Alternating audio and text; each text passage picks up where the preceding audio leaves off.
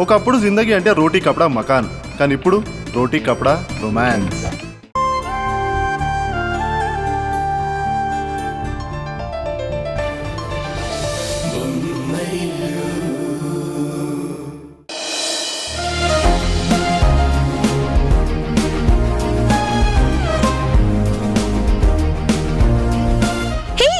ఉషా ఈ స్వీట్ తీసుకో. స్వీట్ ఎందుకక్క? శుభవార్త చెప్పే ముందు స్వీట్ తినిపించాలంటారు కదా, అందుకే. తిను చెప్తాను. తిను.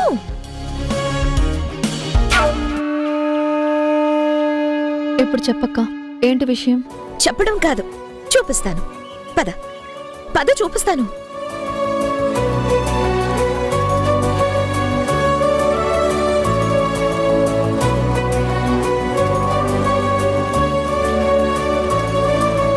ఇదిగో, ఇదే నా కొత్త కార్. మా నాన్న నా కోసం పంపించారు. ఎలా ఉంది?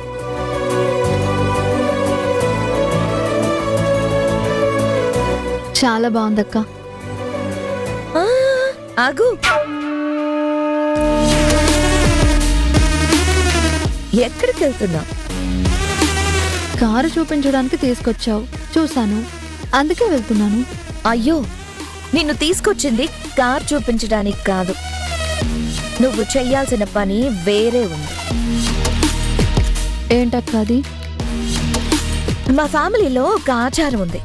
ఏదైనా ఇలాంటి కొత్త వస్తువు కొనుక్కున్నామనుకో, చుట్టుపక్కల ఉన్న వాళ్లలో ఎవరైనా పేదవాళ్ళని పిలిచి వాళ్ళ చేత దిష్టి తీయించి ఏదో కొంత డబ్బు ఇచ్చి పంపిస్తాం. అందుకే దిష్టి తీయడానికి నిన్ను పిలిచాను.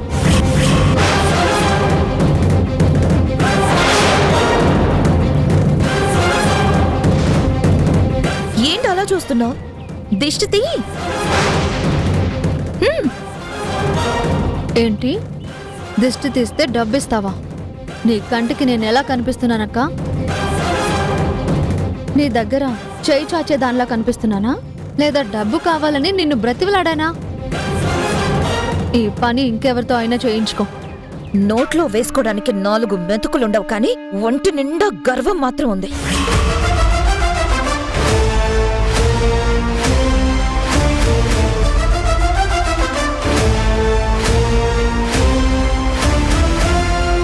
అవునక్క, నాకు ఉండాల్సినంతే ఉంది, కానీ గర్వం కాదు, ఆత్మగౌరవం.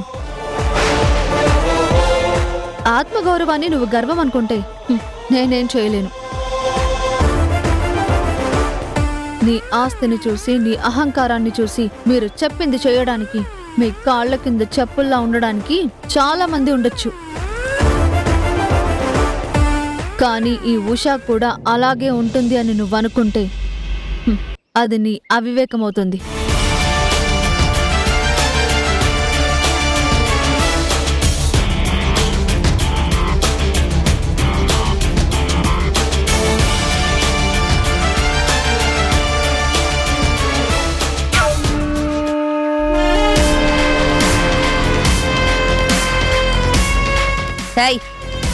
ఏంటే నవ్వుతున్నావు? వచ్చి దిష్టి తీ. Okay madam.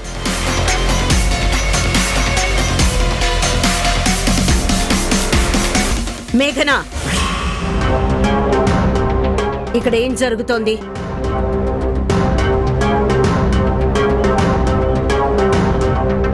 నిన్నే అడిగేది, ఇక్కడ ఏం జరుగుతోంది? ఈ కార్ ఎక్కడిది?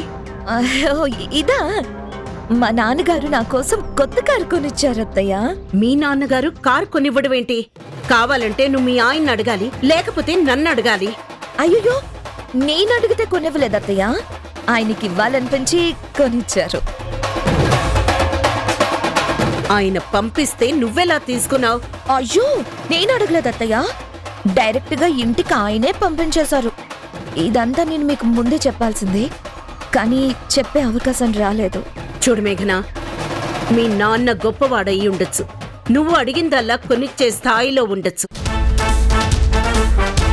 మీ పుట్టింటి వాళ్ళు ఇచ్చేదానికన్నా రెట్టింపు ఈ అత్తగారు నీకు ఇవ్వగలరు. ఇలా నీ పుట్టింటి వాళ్ళు ఇచ్చిందల్లా తీసుకొచ్చి ఇంట్లో పెడితే నాకెంత అవమానంగా ఉంటుందో తెలుసా? అయ్యో అత్తయ్య, నేను అంత దూరం ఆలోచించలేదు. పోనీ ఈ కారు వెనక్కి పంపించేయమంటారా? మీరు పంపించింది మా ఇంట్లో ఉంటే మా అత్తయ్యకి పరువు తక్కువ అని వెనక్కి పంపించేస్తాను. మీ పరువు కన్నా నాకు ఇంకేం అవసరం? పర్వాలేదత్తయ్యా, మీరేంటో మీ మనస్తత్వం ఏంటో మా నాన్నగారికి కూడా తెలుసు కదా, ఆయన కూడా అర్థం చేసుకుంటారు. అయినా నేను అడిగితే మీరు కొనివ్వరా? మీరేం బాధపడకండి అత్తయ్య గారు, నేను మళ్ళీ ఈ కార్ని మా నాన్నకి తిరిగి పంపించేస్తాను. ఈ బుద్ధి మీ నాన్న కారు పంపించక ముందుండాలి, పంపించాక కాదు. నేను చెప్పాక నువ్వు బుద్ధులు నేర్చుకోవడం కాదు, నేను చెప్పక ముందే నువ్వు పద్ధతిగా ఉండు. అర్థమైందా?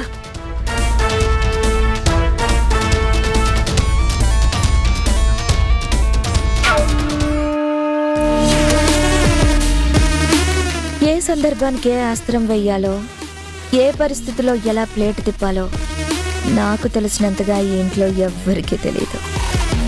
ఏదైతేనే మీ మనసు నొప్పించలేదు, నా కారు వెనక్కి పంపించలేదు. ఇక్కడ మీరేదనుకుంటే అదే జరుగుతుందని మీరు అనుకుంటారు, కానీ నాకు కావాల్సిందే నేను చేయించుకుంటున్నానని నా కాన్ఫిడెన్స్. మేడం, పూజ చేయమంటారా?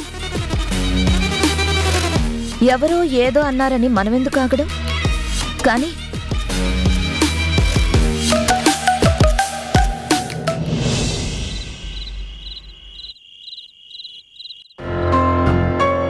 రేణు ఎప్పుడొస్తుందో ఫోన్ చేసి కనుక్కున్నారా? ఎప్పటికప్పుడు ఫోన్ చేస్తూనే ఉన్నాను. 3 రోజులు అనుకుని వెళ్ళింది, కానీ ప్రోగ్రాం ఇంకా పెరిగేలా ఉందంట. ఇంకొన్ని రోజులు ఆగి వస్తానంటుంది. ఆడపిల్ల, దాన్ని ఒంటరిగా 3 రోజులు పంపించడమే ఎక్కువ. వెంటనే రమ్మని కాల్ చేయండి. రేణు స్నేహితులతో సరదాగా వెళ్ళింది. దాని సంతోషాన్ని అర్థం చేసుకోకుండా మన పెద్దరికాన్ని దాని మీద రుద్దటం బాగోదు. ఆడపిల్లని ఒంటరిగా పంపించడం అంత మంచిది కాదండి. కిరణ్, ఒంటరిగా ఏం కాదు, అది ఫ్రెండ్స్ గ్రూప్స్తో వెళ్ళింది. నువ్వు అనవసరంగా కంగారు పడకు. ప్లీజ్ అండి, తల్లిగా నా భయం మీకు అర్థం కావడం లేదు. తిరిగింది చాలు, ఇక రమ్మని చెప్పండి. పిల్లలకి పద్ధతులు నేర్పొచ్చు, అలా అని మరీ హద్దుల్లో పెట్టకూడదు. ఈ కాలం పిల్లలు స్వేచ్ఛను కోరుకుంటున్నారు. వాళ్ళు తీసుకునే ఊపిరి కన్నా వాళ్ళకి స్వేచ్ఛే ముఖ్యం అంటున్నారు. ఈ తరం పిల్లల ఆలోచనల్ని, అభిప్రాయాలని మనం అర్థం చేసుకోవాలి. అంతేకాని వాళ్ళు కూడా మన తరంలాగానే ఉండాలంటే ఎలా కుదురుతుంది చెప్పు?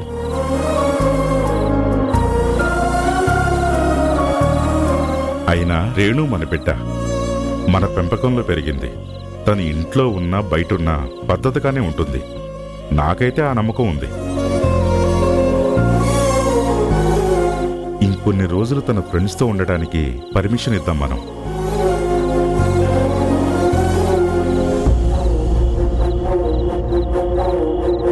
ఏంటి, నువ్వు ఒప్పుకున్నట్టేనా?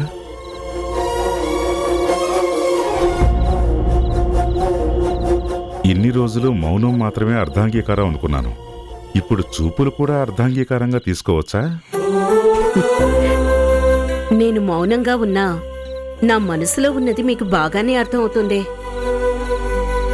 మనది ఈనాటి బంధం కాదు, ఎన్నో ఏళ్ల అనుబంధం. ఆ మాత్రం అర్థం చేసుకోకపోతే ఎలా? ఉమ్.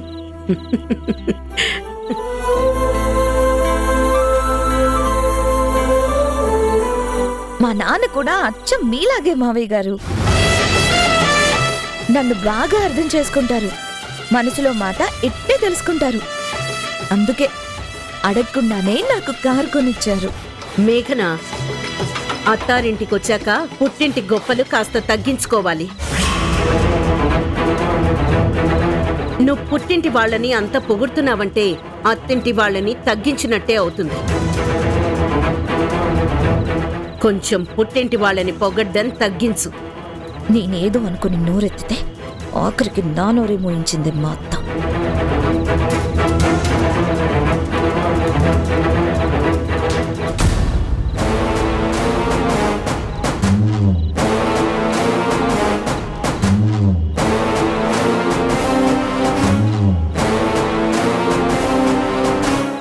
ఏ అందరూ కలిసే తినాలి. అది అత్తయ్య గారు పెట్టిన రూల్. నీకు నువ్వే వడ్డించుకుంటున్నావేంటి? ఆయన ఈ పూటకి గదిలో భోంచేస్తానన్నారు, అందుకే ప్లేట్లో పెట్టుకొని తీసుకెళ్తున్నాను. ఎవరి గదుల్లో వాళ్ళు భోజనం చేయడం ఈ ఇంటి పద్ధతి కాదమ్మా. నువ్వొచ్చి ఇక్కడ కొత్త పద్ధతులు మొదలు పెట్టుకో. చూసారా అత్తయ్య, ఈవిడ గారికి ఇష్టం వచ్చిన పద్ధతులన్నీ మొదలు పెడుతోంది. మేఘనా, ఈ పూటకి కిరణ్కి తన గదిలో తినాలనిపించిందేమో, ఉషా తీసుకెళ్తుంది. ఈ మాత్రం దానికి అంత పెద్ద మాట ఎందుకు చెప్పు? మీరు ఊరుకోండి మావయ్య, మీకేం తెలీదు. అత్తయ్య మీరు చెప్పండి, ఉమ్మడి కుటుంబంగా ఉండడం ఎందుకు? అందరూ కలిసి తినడానికే కదా. ఎవరి గదిలో వాళ్ళు తినడం మొదలు పెడితే ఇక అదే అలవాటైపోతుంది. మీరైనా వద్దని చెప్పండి. ఉషా, నీకు తెలుసో తెలీదు, కిరణ్కి పెరుగన్నం 2 సార్లు తినే అలవాటుంది. కాస్త ఎక్కువ తీసుకెళ్ళు. అలాగే అత్తయ్య.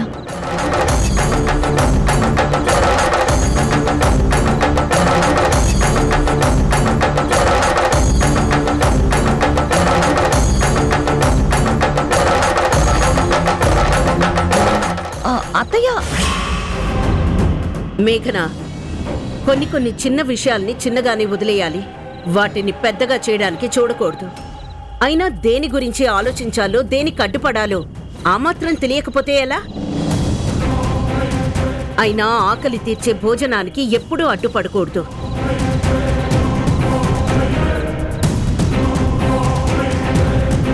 కాస్త మానవత్వంతో ఉండడం నేర్చుకో.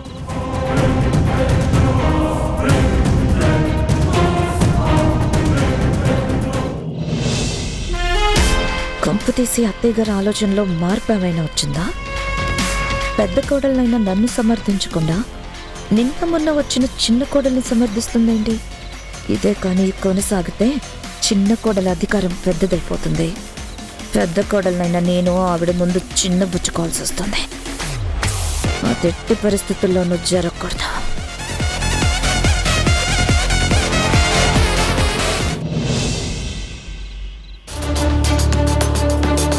చూసావా పాండే, డైనింగ్ టేబుల్ దగ్గర ఏం జరిగిందో?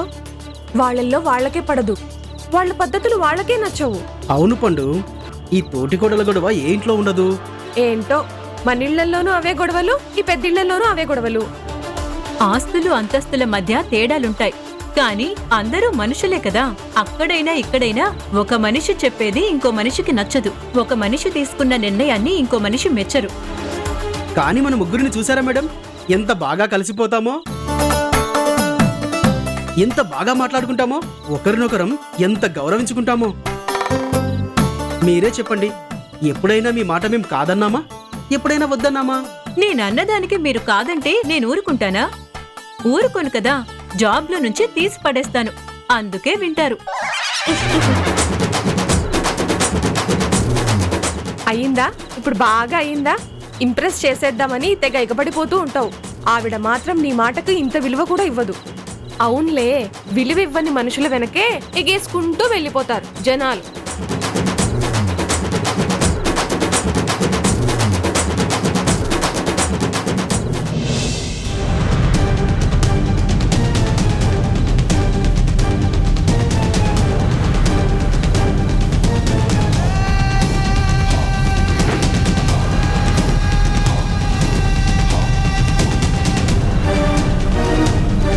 ఏం చేస్తున్నావు మేఘనా? ఆడవాళ్ళు అలిగినప్పుడు ఏం చేస్తారు? బట్టలు సర్దుకుంటారు, పుట్టింటికి పోతారు. ఇప్పుడు నేను కూడా అదే చేస్తున్నాను. ఇప్పుడు పుట్టింటికి వెళ్లాల్సిన అవసరమే ఉంది. ఇక్కడ ఉండాల్సిన అవసరం కూడా నాకు కనిపించట్లేదు సంజయ్. అరే అసలు నీకేమైంది మేఘనా? ఈ ఇంటి చిన్న కోడలు చేసిన పని నాకు అస్సలు నచ్చలేదు. నేను అడ్డు చెప్తే అత్తయ్య గారు నాకు సపోర్ట్ ఇవ్వాల్సింది పోయి ఉషకి సపోర్ట్ చేస్తూ మాట్లాడుతున్నారు. అంటే నా మాటకి ఇంట్లో విలువ లేనట్టే కదా. మేఘనా, చిన్న విషయాన్ని పెద్ద చేయకు. ఇది చిన్న విషయం కాదు సంజయ్, నాకు కోపం తెప్పిస్తున్న విషయం. ఇప్పుడు నాకు కోపం తగ్గాలన్నా, కాస్త నాకు ప్రశాంతత దొరకాలన్నా నేను నా పుట్టింటికి వెళ్ళాలి. జరుగు. మేఘనా, మేఘనా, మేఘనా ప్లీజ్, నువ్వు వెళ్ళడం నాకు ఇష్టం లేదు. ఈ ఇంట్లో నాకు విలువ లేనప్పుడు నేను ఇక్కడ ఉండలేను. నీకు విలువ లేదని ఎందుకు అనుకుంటున్నావు?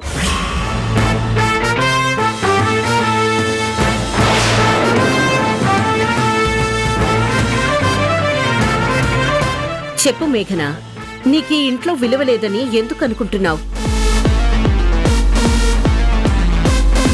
అమ్మా, మేఘన మాటలేం పట్టించుకోకు.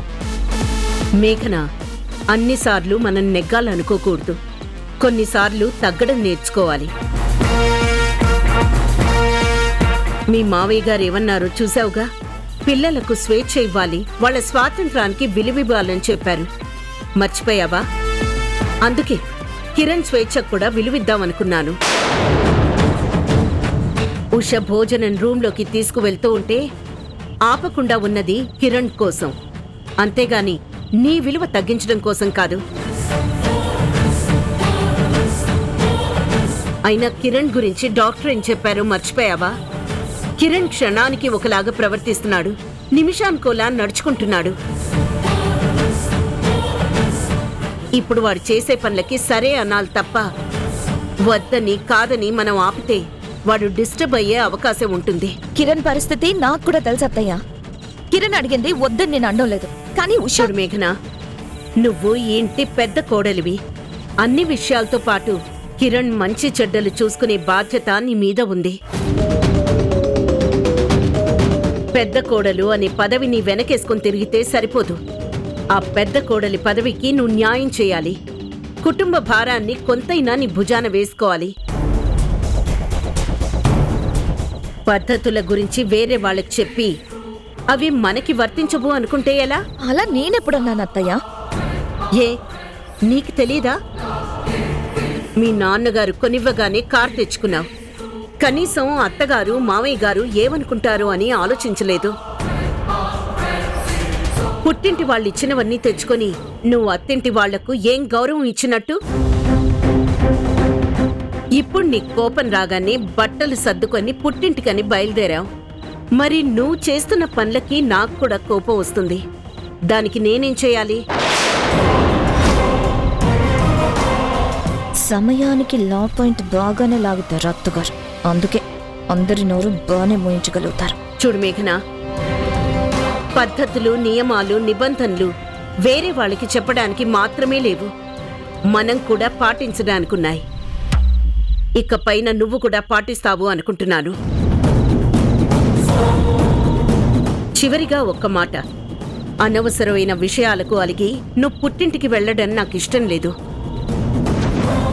ఇక వెళ్ళాలా వద్దా అనేది నువ్వే ఆలోచించుకో.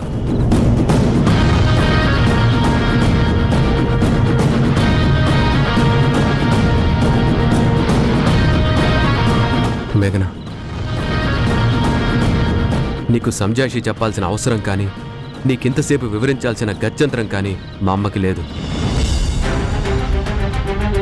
అయినా నీ అలకని తగ్గించే ప్రయత్నం చేసింది. తన పెద్దరికాన్నైనా గౌరవించి బుద్ధిగా పుట్టింటికి వెళ్ళాలన్న నిర్ణయం ఆపుకో.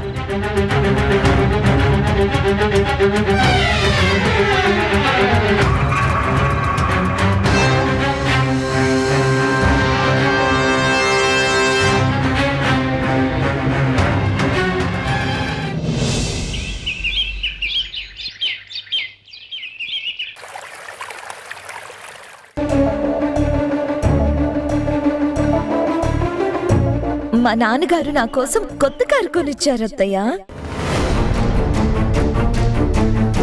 మీరు పంపించింది మా ఇంట్లో ఉంటే మా అత్తయ్యకి పరువు తక్కువ అని వెనక్కి పంపించేస్తాను. మీ పరువు కన్నా నాకు ఇంకేం అవసరం? మేఘన ఇప్పుడు ఈ ఇంటి కోడలు. తనకేం ఖర్చులున్నా కూడా అవి ఈ ఇంటి నుండే జరగాలి తప్ప పుట్టింటి నుండి జరగకూడదు. ఒకవేళ పుట్టింటి నుండి తనకేదైనా అందితే అది ఈ ఇంటికే అవమానం. ఇలా ఎప్పుడూ జరగకూడదు అంటే దీనికొక్కటే సొల్యూషన్. వాళ్ళ నాన్న పంపించిన కార్ డబ్బు ఆయనకి పంపించేయడం.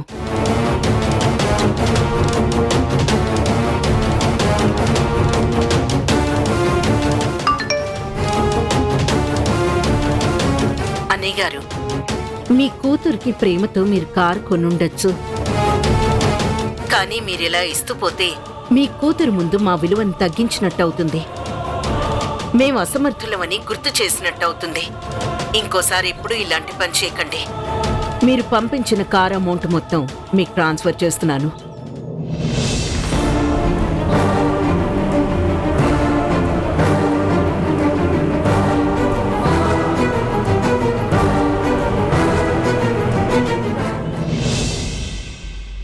నీతో గడిపే ప్రతి క్షణం నాకు చాలా బాగుంటుంది. అయ్యగారికి కవిత్వం బాగానే వస్తుందిగా. ఏంటి ఇన్స్పిరేషన్? నువ్వు నా పక్కనుండగా వేరే ఇన్స్పిరేషన్ అవసరమా నాకు? నువ్వు నాతో హాస్పిటల్కి వస్తున్నావా లేదా? బావగారు మిమ్మల్ని తీసుకువెళ్తానని చెప్పాక కూడా నేను మీతో ఎలా రాని చెప్పండి. సారీ ఉషా, కిరణ్ని హాస్పిటల్కి తీసుకెళ్ళడం నాకు కుదరదు.